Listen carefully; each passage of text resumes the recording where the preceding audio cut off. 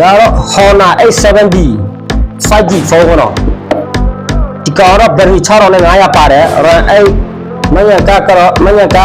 ဖုန်းတွေမိုင်းမှာကျွန်တော်256 GB အကြိုက်တော့ application နဲ့ကြိုက်တော့စကားတွေအကြိုက်တော့ပေါ့နော် 5G phone ပေါ့နော် 5G phone သူရဲ့ CPU တော့ Snapdragon 6S Gen 3ပေါ့နော် 6S Gen 3ဆိုတာဒီ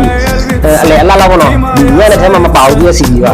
ကင်မရာတော့နှလုံးပါတယ်ဒီတစ်လုံးကျတော့အလားပဲထည့်လာပြီးတော့ဒီတစ်လုံးကျတော့မီဒါတော့သူရဲ့ပုံစံသူရဲ့ software မြန်မာစာရတယ်မြန်မာစာမှန်တယ်မဖုန်းနံပါတ်တွေပါနေမစင်းများမနေကင်မရာဘိုင်းကတော့ဘယ်လိုလဲဆိုတော့ဒါသူရဲ့ကင်မရာပေါ့နော်ဒီကင်မရာလောက်ပေါ့နော် Honor A7D 5G အကျန်းကဒီဆိုခန့်ဖုန်းကားခန့်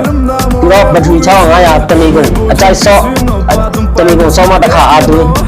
ကင်မရာတော့နှလုံးပါတယ်ဒါတော့သူရဲ့ဒီဇိုင်းပေါ့နော်သူရဲ့ဒီဇိုင်းကတော့အကျန်းကဒီဇိုင်းထည့်လာပြတယ်ဒီအဘေးနားပေါင်ကျွန်တော်တတ်တူသားတွေလောက်ထားပြတယ်ဒီအနောက်ကျွန်တော်ကော်ပြားနဲ့တူတယ်ကော်အကျန်းအမာစားပေါ့နော်ကော်အမာစားကြိုင်တုံးတွေမကွဲတဲ့ကော်မျိုးထည့်လာပြတယ်ဒါတော့သူရဲ့ပုံစံသူရဲ့မင်းပြင်ဒါသူရဲ့ software screen